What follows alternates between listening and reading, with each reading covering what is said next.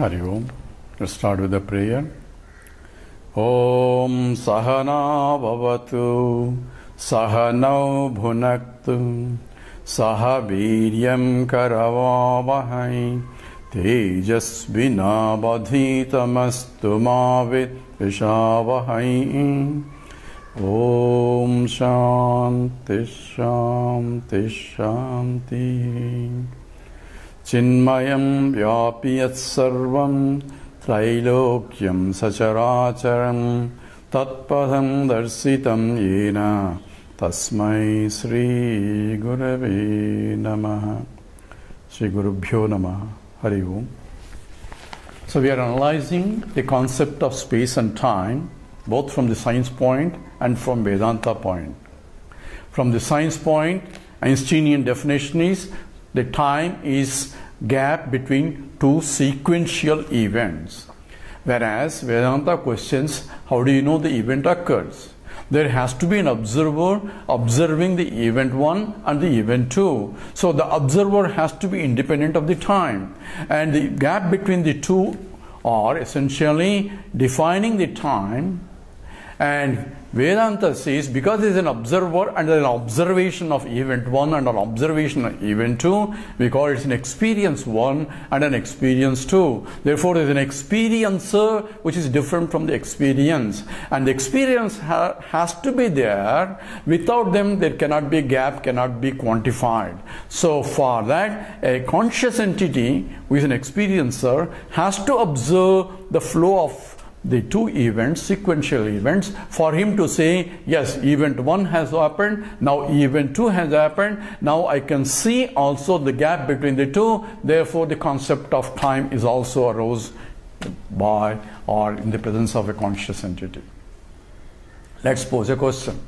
What happens if I have only one experience? Then there is no concept of time. For concept of time to arise, you need to have two sequential experiences.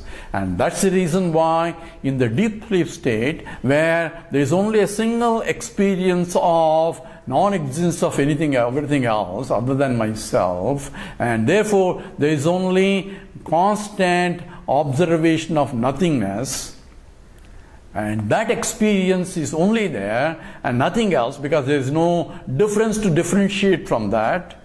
And therefore, according to our definition, there is no concept of time also. That's why in the deep sleep state, we don't know how long we even slept. Only when we get up, say, oh my God, I slept so long. And because going to sleep, I know. Now getting up, I know. I have two sequential events. Therefore, a time concept is relative and an observer has to be there. And we also bring in the mind to observe is also there, because in the deep sleep state, there is no mind to observe the event 1 and event 2. Mind supported by a conscious entity has to be there to establish the time concept also. Similarly, even the space concept too. Space is the simultaneous observation of two events. If I have event 1 and event 2, they simultaneously if observing, essentially they're called 2 points of observation, then only I define a space. If I have only one, then I cannot define it. If it's only a point, I cannot define a space also. That's why in the Big Bang, it occurs only at a point and I cannot define a space also. So we should have clear understanding of what? There has to be an observer prerequisite for even to establish space and time. So anything that you are thinking about creation and the fundamental or the first thing how it started, anything you ask a question, they are already asking in the question within the time and space frame. And we have to understand even the time and space are created by or in the presence of consciousness, and that consciousness we define as Prajnanam Brahma, because Prajnanam Brahma is necessary and sufficient qualification to define Brahman. So wherever there is a consciousness, it has to be Brahman, and therefore a conscious entity has to be pre-existing to establish the existence of space and existence of time itself. This has to be clear. Because we will use this concept when we try to analyze Karma Yoga also, action-wise. Now we started with Brahman and we came down to level, at the transaction level, there is a Ishvara with a Maya Shakti. So what is the nature of Maya Shakti? We said we cannot define. And in the Vivekachudamani, in fact it says, Avyakta Namni Paramesha Shakti Anadhya Vidya Trigunatmika Para Karyanumeya Sudhiyaiva Maya Eya Jagasarvamidam Prasuyate. That Avyakta Namni cannot be defined exactly what it is. It is Parameshvara Shakti. It is the potential power of the Parameshvara, Ishvara, from which the whole universe is projected. And that's what is called Prakriti also. Now, a lot of people get confused with the Maya. What is Maya? That is the nature of Maya. Maya because I cannot see. It says, in fact, in the same Vivekachudamani, it says, Sannapya Sanna Ubhayatmikano, Bhinnapya Bhinnam Ubhayatmikano, Sangapya Nanga Ubhayatmikano, Mahadbhuta Nirvachaniya Rupa. Sangapya Sangha Abhyute. Suppose I have a ring here, and ask the ring, is it a ring or a gold? Says, is it a ring? Does ring exist or not? Sir, I don't see any ring. I see only gold there. Why are you calling the ring? Sir, this is a ring also. Say, make your mind. Is it a ring or a gold? The confusion. This is what Maya is. Maya is that gold appearing as a ring here. Ring has a distinctive attributes that differentiate the ring from a bangle, which has a different attributes, and these attributes have nothing to do with the gold. Yet, gold has become ring and a bangle. So therefore, is it really there? Ring is really there. It's not really there. It's gold only. Ring is not really there. Oh, it's not there. How can you say, I'm able to wear a ring? Okay, it is there. I cannot say it exists. I cannot say it doesn't exist. Because it is a utility. It has ring is different utility compared to a bangle's utility. Therefore, like you say, it is there for me to use. Therefore, on the use basis, ring is different from a bangle. Therefore, it is there. At the same time, it's not really there. So, it doesn't exist or it exists. Sat or asat. Sannapya sanna ubhayat mikano. You cannot say both it exists and it doesn't exist. This is the nature of Maya. Bhinnapya bhinnam ubhayatmikano. Is it same as gold? So ring is equal to gold. No dictionary will tell you ring is equal to gold. They are not synonyms. They are different. But yet, ring is gold here. So is it same or is it different? Bhinna, abhinna, we cannot say. Why? That's what is Maya is.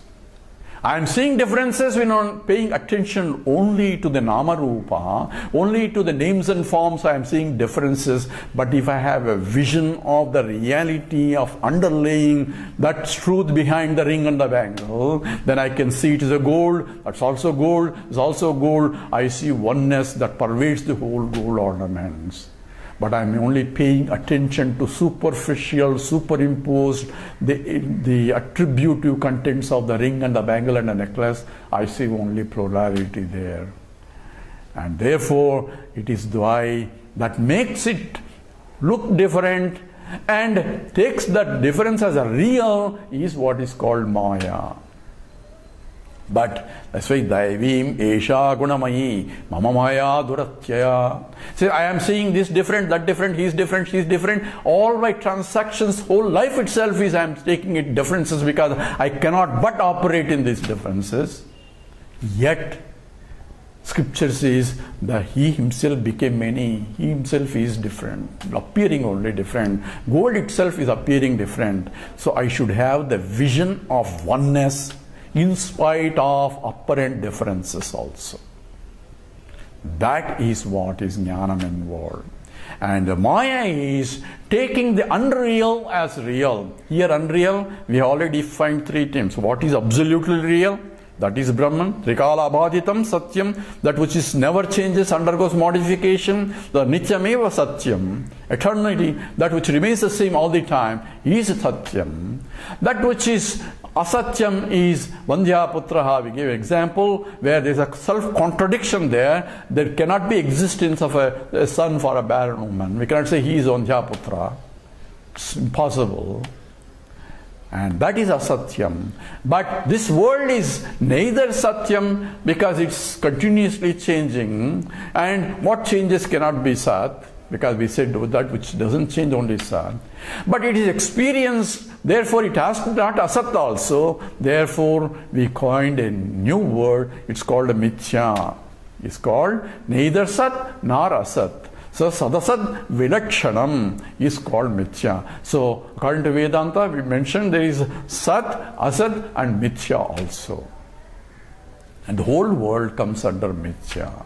Why? It is experience there, but at the same time I am seeing only the plurality. But every mithya has to have a satyam as its substantive, as its essence. Every ring and a bangle and a necklace and a bracelet, there has to be some substance which is changeless. When the ring changes into bangle or a bangle changes into bracelet, there is a changeless entity in all the changing things. That changeless entity is satyam, because it remains the same. From the absolute point, this everything is essentially coming from that existence by which and goes back into, that has to be satyam. All changes are occurring in that satyam only.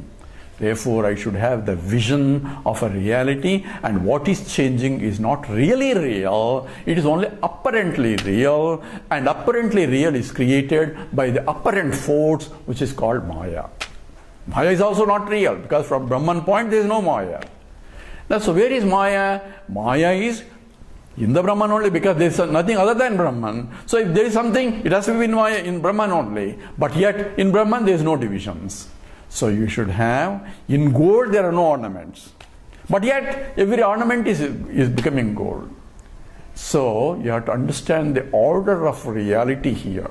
From the ontological status, Brahman is absolutely real, but only at the transactional level we are seeing differences, but we are taking these differences of the plurality as a reality, and that is our problem. That's because of Maya. Maya makes two things now. That's what we are analyzing. Maya has got two powers. It's called the Avarana Shakti and the Vikshepa Shakti. Avarana Shakti is, it covers that I do not see the origin, the source of it. I forget what caused this. So I forget it is the Brahman that is became many. I forget it's the gold that became many ornaments. I only seeing a ring and a bangle and a necklace. That is Avarana Shakti.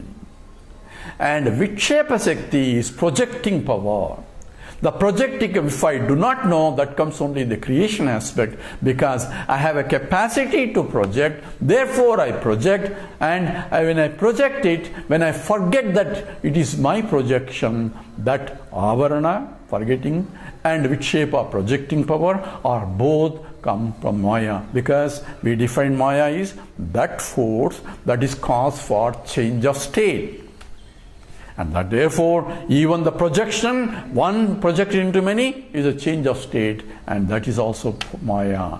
And covering is also because of Maya, because that which is a self-revealing suddenly is not appearing, and therefore there is a Maya. So two aspects of Maya involved. One is called Avarana Shakti and a Vikshepa Shakti. Avarana Shakti is possible because it's covering, and we said what covers, because this is of the nature of knowledge itself, Brahman, because Jnanam, when something covers, is called ignorance. Ignorance only covers the knowledge. Remember, the ignorance is, say, I do not know chemistry. Say, why? Because I do not know, I have ignorance. But ignorance can be removed or discovered or remove the cover by proper knowledge, by proper means of knowledge, by a pramana can discover or make me see the knowledge. And therefore, the ignorance is covering. Now, let's recapitulate these statements. Brahman, nothing is there other than Brahman. Now we come to a next level of order of reality now. In the Vyavaharika Satyam, we see creation. Therefore, we have a creator, and that is Ishvara. How does he create? With the Maya Shakti. So, power of creation is locus with the Ishvara. And the creation power Maya has two parts in it. One is the Avarana Shakti and the Vikshepa Shakti, covering and projecting power. Now, let's go into the creation now a little bit, because we have to come back, and before that we need to exhaust the analysis of how the creation is. We said Akasha, Vayuhu, Agni, Apaha, Prithvi. But in the creation, according to our scriptures, there are two states of matter. Also we have to understand that. There's two states. Even science also, we have two states of matter. One is, call it energy, another is manifestation as a inert matter. When you go to the science, if you go to look at analysis of the light and so on, it's always dual nature. The particle versus a wave theories are coming into picture. So is it really particle, is it a matter, or is it really a wave, energy wave? And this duality is always inherent even in this. So from the point of scripture also, there is a subtle matter and there is a gross matter. So these five that we talked about, Akasha, Vayuhu, Agni, Apaha, Prithvi. Akasha means space, Vayu means air, Agni means fire or energy state, and the Akasha, Vayu, Agni, Apaha, the water, and the Agni and Prithvi. Akasha, Vayu, Agni, Apaha, Prithvi. That has order is like that. So Akasha, Vayu, Agni comes third, energy, and water and the earth. It's only grossification. You look at its space, then you have more subtler, and the solid, the gaseous state, energy, and as well as the solid state, liquid and solid states. So this is how the creation is. This is first as the five subtle elements are created. So in these five, Akasha, Vayu, Agni, Apaha, these are, we said there are two states of matter. One is the subtle matter and the gross matter. So initially creation is from Atma, because Atma being the subtlest, you are creating the subtle elements. This is called Panchabhutas. These are five elements from which the whole universe gets further created. Now from the subtle element, there is a grossification called Panchikaranam. Pancha means grossification of the subtle elements into gross elements. This is a model given by Vedanta. So how does this occur? Suppose Akasha is one, you divide into two parts. So one part in that Akasha remains as it is. The second part, the second half, further divides into four parts. Similarly, Akasha, then Vayu. Vayu is the air or the gaseous state, and that also divides into two parts. One parts remain, the other parts divide into four parts. Like that, each of the elements, subtle elements, divides into four parts. Half of it is divided into four parts, and these four parts of Akasha that is divided is distributed to the other four. So Akasha has its half part, the other the four parts that are divided is given to Vayu, Agni, Apaha, Prithvi. Similarly, from the other elements, and this is called, by the process, again Akasha will have complete half of its own, plus this is 1/8 of this, 1/8 of other four elements. The total again is one, and that is called grossification or Panchikaranam. That means gross elements are formed from the subtle elements through this process of division and reunification. And all this, once the grossified world is created, the whole worlds of 14 worlds of the Bhautika worlds are created after grossification. So creation starts, first five subtle elements, then first gross elements, and from gross elements the whole gross material is created. So the whole world we have, according to our scriptures, there is 14 lokas, and all the 14 lokas are gross, and these are created by this after grossification. Not only that, all the gross bodies in all these 14 lokas are also created, these five, after grossification. So, Manusya Sarira, every Sarira, every body of every animal or every being, in fact, consists of all these five elements, that is after grossification. Now there is a subtle element also are there. Remember, the subtle process is there, the five subtle elements, they're also there, and they form the subtle bodies. So we have gross bodies, we have subtle bodies, and we have this Brahman, ultimately all-pervading Brahman. All this hierarchical system has been accounted in the Vedanta. So we have 14 worlds. Why 14 worlds? Because jivas need these 14 worlds to exhaust their existing vasanas. So depending upon the nature of the vasanas, you are putting an environment conducive to exhaust those vasanas. There is a higher lokas and there is a lower lokas, depending upon you have higher vasanas or lower vasanas. Higher vasanas are those towards the purity or highest where, and the mind becomes calm and quiet and serene, and those are the higher vasanas. The one that is lower is more rajasic and tamasic. Those are the higher vasanas. So we have included several concepts here in terms of the creation and in terms of how one became many, and we brought in a power called Maya, which has two states with two powers, the Avarana Shakti, Vikshepa Shakti, and we have created 5 subtle elements. From there we created the gross elements, and from gross elements the whole universe itself, we have created the whole thing. Now we will analyze how a jiva comes into picture. So with that, we'll stop here. Om Purnamada Purnamidam Purnat Purnamudachyate Purnasya Purnamadaya Purnameva Vasishyate. Om Shanti Shanti Shanti. Hari Om. Sri Gurubhyo Namaha. Hari Om.